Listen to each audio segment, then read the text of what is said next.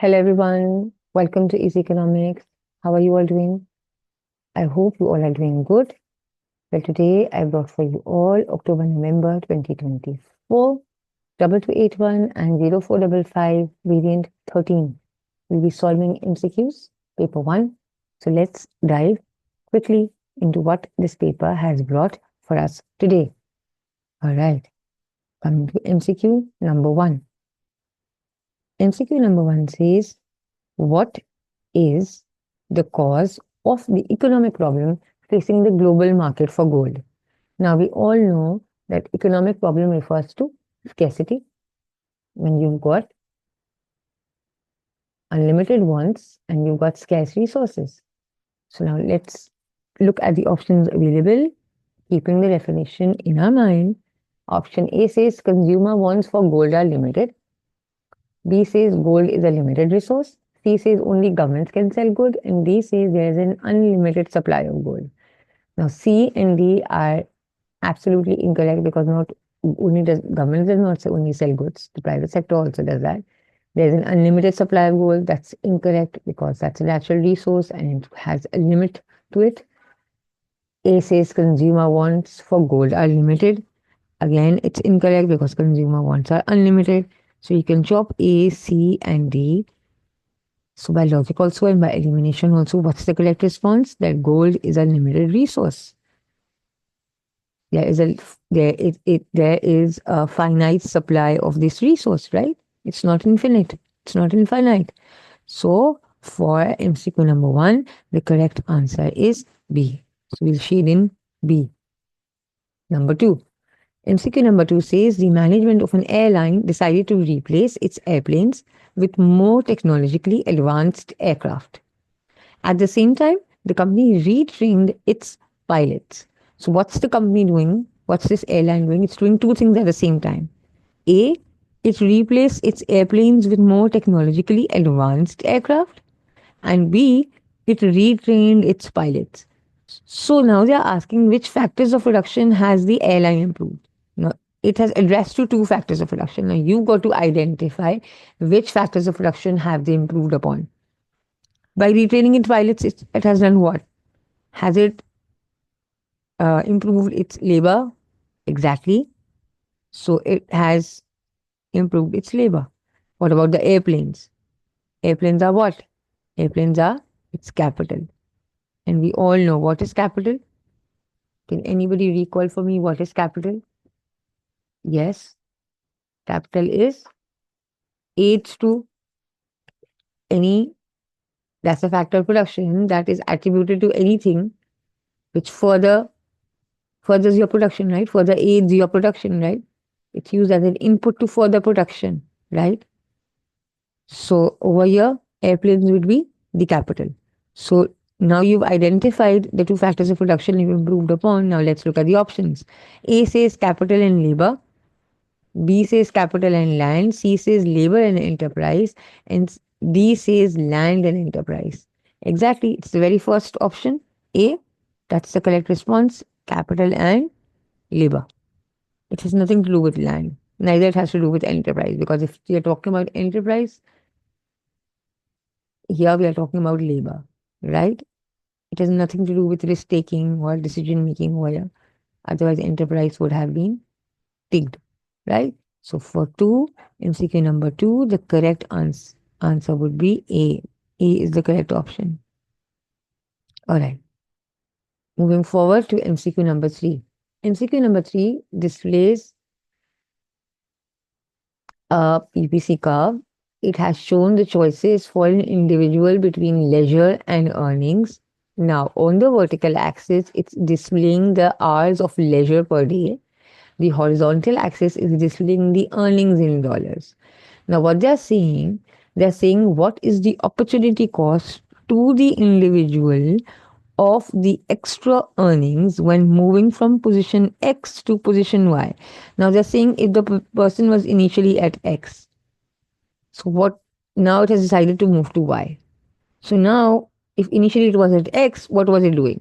It was enjoying 9 hours of leisure and it was earning $30. Now, if it decides to move to Y, so from 9 hours of leisure, it's now only going to have 6 hours of leisure.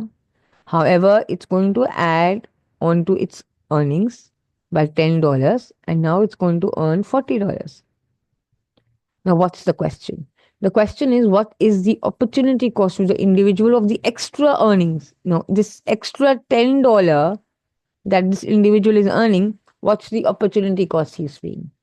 The opportunity cost is what? The cost of the best alternative foregone due to a particular choice. So, what's the particular choice he made? He decided to earn more on his earnings. How much more? $10. So, what was the opportunity cost? What did he forego?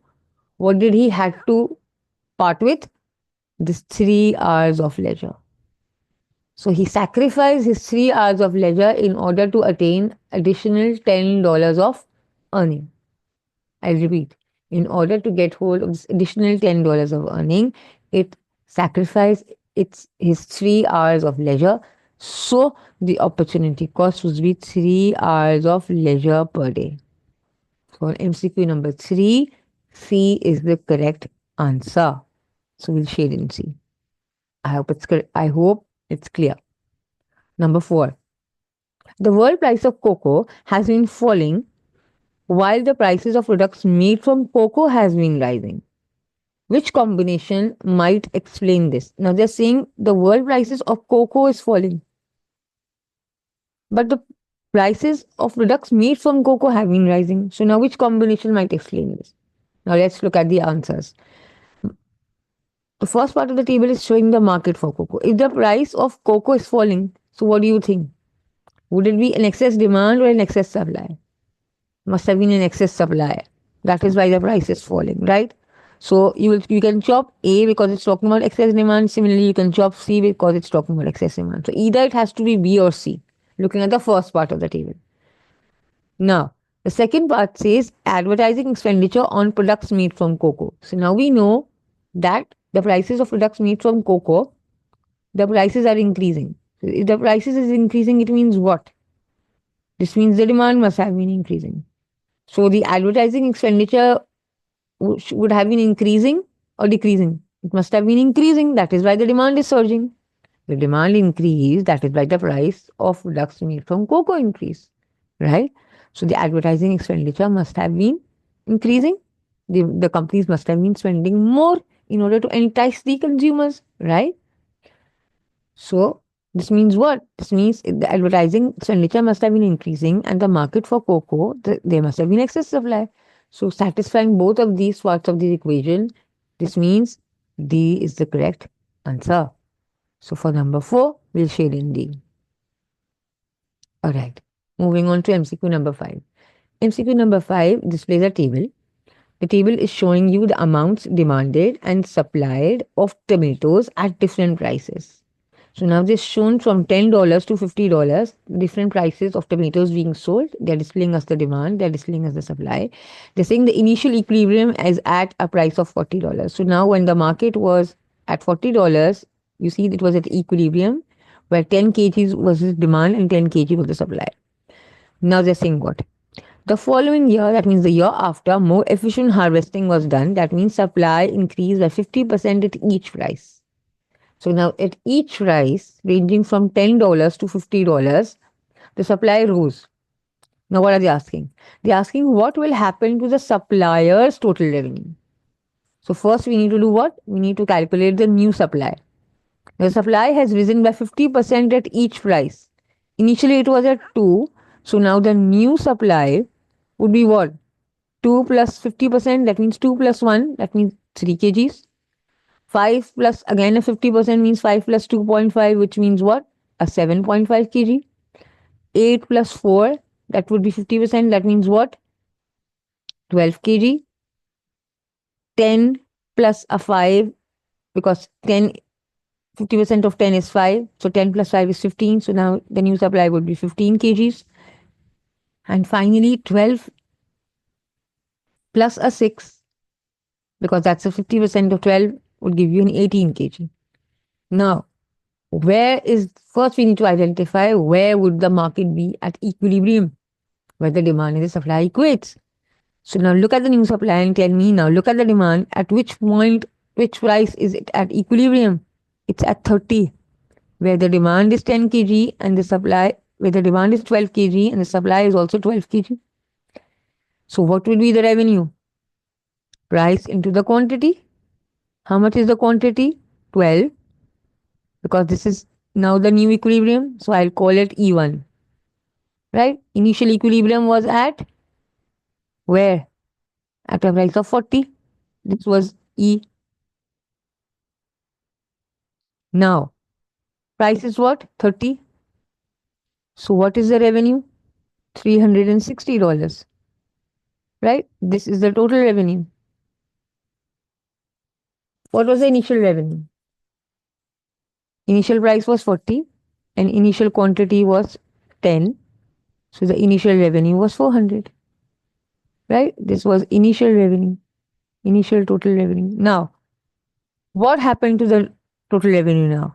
From 400, it is now to 360. This means it has fallen. It has fallen by how much? By a $40. So it fell by a $40. Initially, I'll re explain it. Initially, we were at a price of 40 and the revenue was 40 into 10. 40 into 10, 400. Now the market is at equilibrium at 30 since we've calculated the supply to be 12. The demand is 12. So 30 into a 12 is giving us a 360. Initially we were earning 400. Now the supplier is getting 360. So what has happened to the supplier's total revenue? It has dipped, it has fallen, and by how much? By $40. So for MCQ number 5, the correct answer is B. I hope this is clear. Number 6. MCQ number 6 says a fall in which variable would help eliminate a market shortage. Now you want what? You want to stop, put a curb to a situation of a market shortage. Now they are saying, so which of these following variables should fall, should reduce to stop a market shortage, right? Quantity demanded. Yes, that's the correct answer. But let's look at why the others can't be. Price. If there's a fall in price, would there be a market shortage which should increase or decrease? The market shortage would increase because if there's a reduction in price, more would be demanded. So a shortage will not reduce, it would increase. So it will chop B off. Quantity supplied. If less is now being supplied, so the shortage would improve or the shortage would reduce. The shortage would add on because now you're further reducing on your quantity supply. So it will worsen the situation. She'll chop C off. That's incorrect. D, the number of firms. If the number of firms fall, so the shortage would rise or the shortage would reduce. The shortage would further rise. But we want what? We want to eliminate. So you'll chop D off. So by elimination, it has proved that B, C, and D are all incorrect. Now let's look at the logic. Quantity demanded. Why do you think quantity demanded, a fall in quantity demanded would be reducing our market shortage? Because when overall there is a fall in aggregate demand, and the aggregate demand falls, so the shortage would reduce, right? So for 6, it has to be A. Moving on. MCQ number 7. MCQ number 7 says when the price of meat increased from $5 to $6 per kg, Joe decreased his purchase of meat from 40 kgs to 20 kgs a month.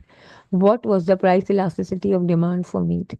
Now, price elasticity of demand. What is price elasticity of demand? The responsiveness of price to change, the responsiveness of demand to changes in price of the product, right? How sensitive the demand is to the changes in price, right? So, price elasticity of demand is percentage change in quantity demanded divided by percentage change in price. The triangle is denoting the change, right? This is the formula. Now, how about percentage change in quantity demanded? Now, let's look at the quantity. Initial quantity was 40 and the new quantity is 20. So, how will you calculate the percentage change in quantity demanded? The change. What is the change from 40 to 20? So, what's the change? 20. Change over the initial, which was 40 into 100. So, what will it yield you? It will yield you 50%. What about the percentage change in price? Now we calculate the denominator, percentage change in price. This is the percentage change in quantity demanded. What about the percentage change in price? Percentage change in price, the initial price was 5, the new price was 6. So what's the change? 6 minus 5, 1. What's the initial price? 5. So 1 upon 5 into 100 will give you what? A 20%. Now, what was the percentage change in quantity demanded? 50. What's the change in price? Percentage change in price you found out? 20. So 50 upon 20 will give you a 2.5%. So what's the price elasticity of demand? 2.5. Get it? Alright. So for 7, it has to be C. You just need to identify the correct variables, plug them in the equation, calculate it correctly, and derive at the correct answer. Simple mathematics. Alright. Number 8. In the diagram, which line represents perfectly inelastic supply? So now they've given you 4 curves and they're asking you to identify which denotes perfectly inelastic supply. Now, you look at A. A is what? A is a demand curve. So you will chop A off. C is an elastic supply curve. So you will chop C. D is a perfectly elastic, and it's B, which is a perfectly inelastic. This is a perfectly inelastic supply, which denotes that no matter whatever happens, the supply is limited. It will not go beyond this. So B is the correct answer. So for MCQ number 8, it has to be B. Number 9. MCQ number 9 says, what is external benefit? We all know that what? We all know that social benefit is equals to private benefit plus external benefits or positive externalities. Now they're asking us what? They're asking us what is external benefit. So external benefit would be what? Social benefit minus private benefits, right? So this means what? Social benefits minus private benefits. This means C. So for MCQ number 9, it has to be C. Number 10. What is a function of a commercial bank? This means what does out of these 4 options, there would be only one function of a commercial bank. The rest are related to central bank. So now let's read the options. Accepting deposits. B says controlling money supply. C says issuing notes and coins. And D says lending money to the government. So lending money to the government, issuing notes and coins, and controlling money supply. These are all what? These are functions of a central bank. And accepting deposits, it's the function of a commercial bank. So for 10, it has to be A. Easy. Moving on, MCQ number 11. MCQ number 11 is displaying us a table. It has given us 3 parts in the table. The first part is displaying the inflation rate, the second is displaying the interest rate, and the third is displaying the unemployment rate. Now they are asking us. They are asking under which circumstances are households more likely to save? Now, they're asking under which circumstances are households more likely to save? Now, let's look at the interest rate first. If the interest rates are high or the interest rates are low, that tells us to save. Whenever interest rates are high, they encourage households to save, right? So you can chop D because it says low. So let's chop option D. So it either has to be A, B, and C looking at the interest rate. What about the unemployment rate? If the unemployment rate is high or low, that encourages you to save. Yes, the unemployment rate has to be low. Only then only you are going to save, right? So this means you can chop A because A is saying high. So you'll chop A again. So you're left with B and C. So you know the interest rate has to be high and the unemployment has to be low. But what about the inflation rate? The inflation rate has to be high or low?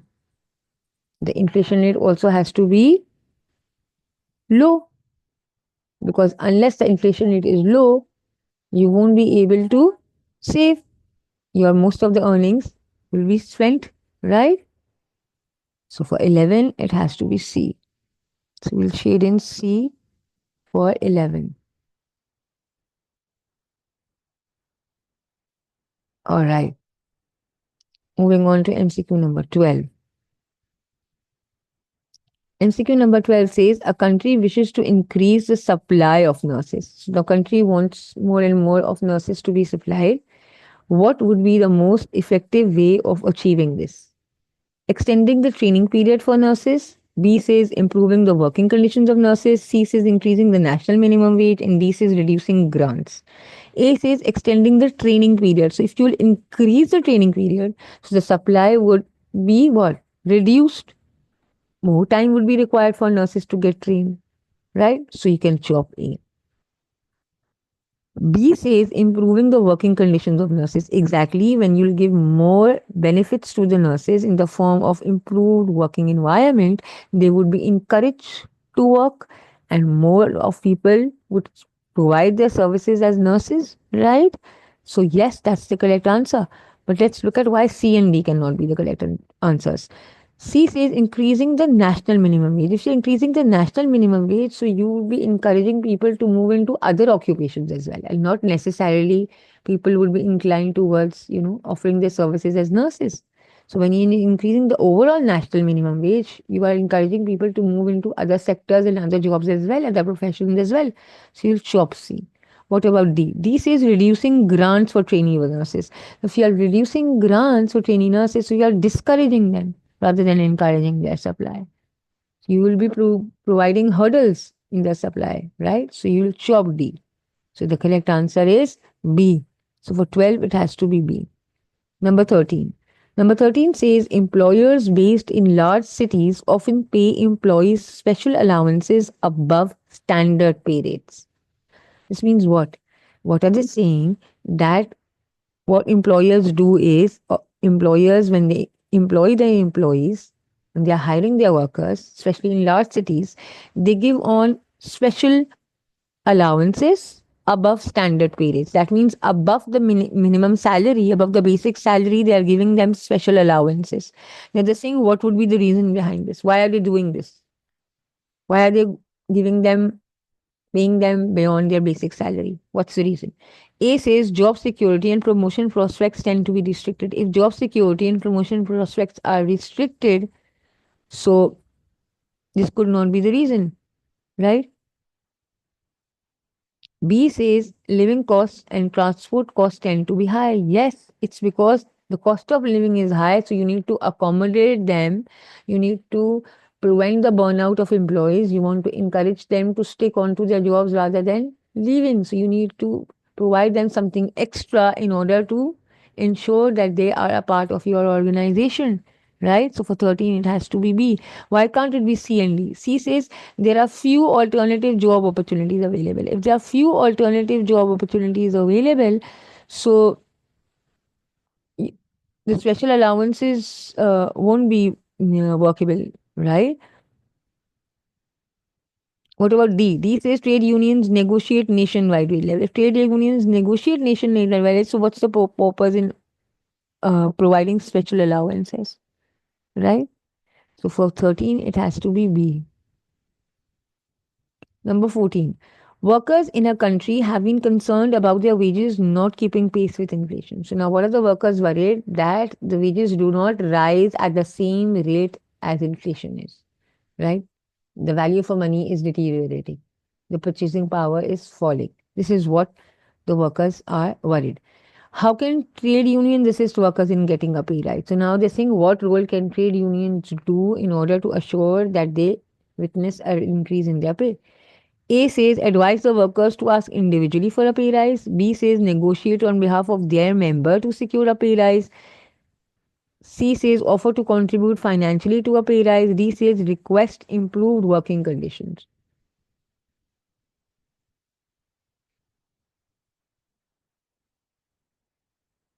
A says advise the workers to ask individually for a pay rise. B says negotiate on behalf of their members. C says offer to contribute financially. D says request improved working conditions. We are talking about a pay rise. So working conditions is in is a no.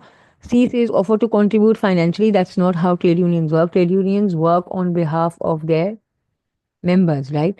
So the best option is negotiate on behalf of their members, right? They represent their members. So for 14, it has to be B. They speak on behalf of the members who join them, right? Advising the workers to ask individually for a pay rise, option A, then there is no point in joining the labor union, right? If you got to do it on your own. They speak on your behalf. So for 14, it has to be B. Number 15. How is total revenue calculated? How is total revenue calculated? Total revenue is total output multiplied by the price, right? So keeping that definition in mind, 15, it has to be C, right? Why can't it be the others? Because the others don't make sense. How? Because price divided by total output? No. Total output divided by price? No. When we are talking about revenue, total revenue, it has to be total output into the price. Cost has nothing to do with revenue, right? When we are calculating revenue. So for 15, it has to be C, and we shaded that.